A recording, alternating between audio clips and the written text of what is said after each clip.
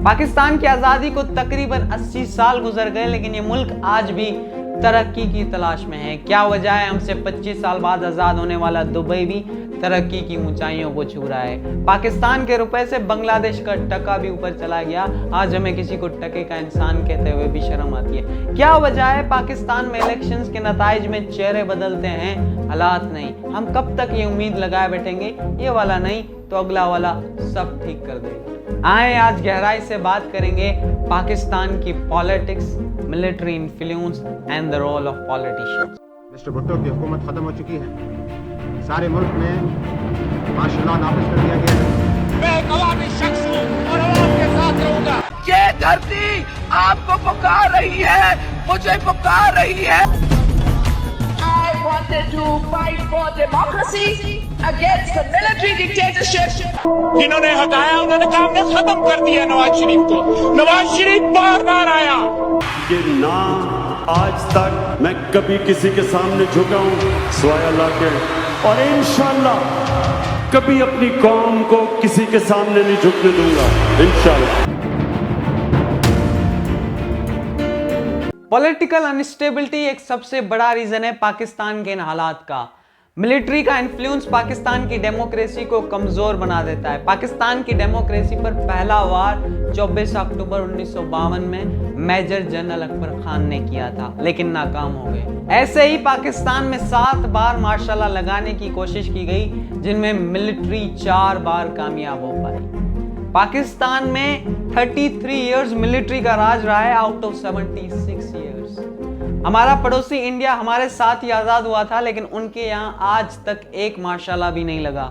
India Asia की strong democracy माना जाता है। शायद यही वजह होगी नेहरू को नजूमियों ने 15 अगस्त को आज़ादी मनाने का कहा। बहरहाल एक सवाल यहाँ पर भी तो आता है कि मिलिट्री का इन्फ्लुएंस टर्की और मलेशिया जैसे कंट्रीज में भी तो है, लेकिन ये कंट्री अपने हिसाब से अच्छा प्रोग्रेस कर रहे हैं एज कम्पेयर टू पाकिस्तान। अब पूरा का पूरा ब्लेम मिलिट्री पर डाल देना इट इज़ अनफेयर। एक बार इमेजिन करके देखो, अगर पाकिस्तान की पॉलिटिक्स में मिलिट्री का इन्फ्लुएंस ना हो तो ये सियासी लुटेरे तो होंगे, जिनकी वजह से पाकिस्तान करप्शन लिस्ट पर 142 पर आता है आउट ऑफ 180 कंट्रीज में से। ये पाकिस्तान की गवर्नमेंट की एक नॉनसेंस अचीवमेंट है। पाकिस्तान की डेमोक्रेसी को कमजोर बनाने में पाकिस्तान के पॉलिटिशियंस का भी एक बड़ा रोल है।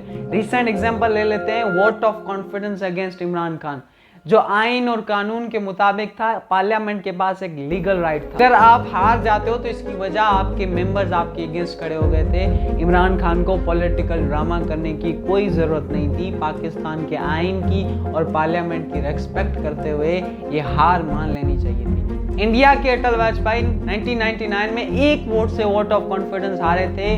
इंडिया की डेमोक्रेसी की रेस्पेक्ट करते हुए उन्होंने हार मानकर इलेक्शंस में अच्छा कमबैक किया, फिर से इंडिया के प्राइम मिनिस्टर बन गए। इमरान खान भी इलेक्शंस में अच्छा कमबैक कर सकते थे, लेकिन इमरान खान ने क्या किया?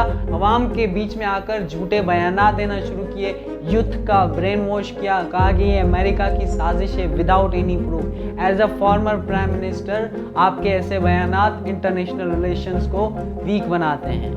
वीक पॉलिटिकल इंफ्रास्ट्रक्चर भी पाकिस्तान की डेमोक्रेसी को कमजोर बना देता है। अगर आप पाकिस्तान की पार्लियामेंट में नजर दौड़ाएंगे तो आपको सरदार, वडेरे, मीर, पीर, जागीरदार, चौधरी, मियाँ और खान मिलेंगे। बिल्कुल ही कम रेशो होगा वेल एजुकेटेड मेंबर्स का। 2018 में एक सर्वे किया गया था, पाकिस्तान की पार्लियामेंट में सिर्फ 30% ही ग्रेजुएशन की डिग्री या उससे ज़्यादा की डिग्री रखते थे मेंबर्स।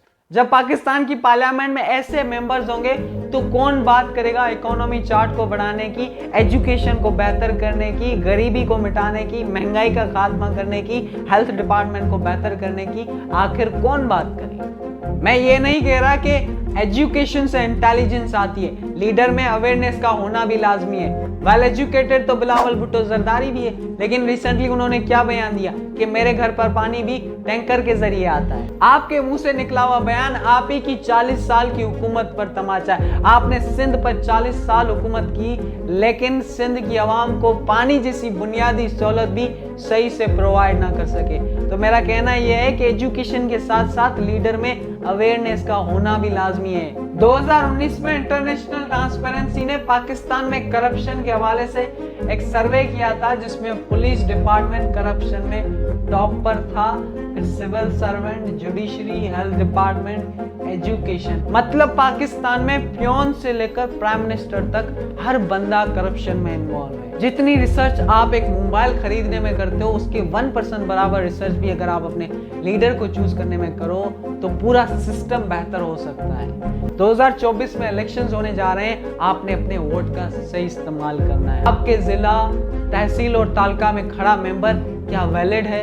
किसी वडेरे, खान और चौधरी का पावर और इन्फ्लुएंस देखकर उसे चूज मत करना। उसे चूज करना है जो असेंबली के फ्लोर पर आपके बेहतर फ्यूचर की बात कर सके।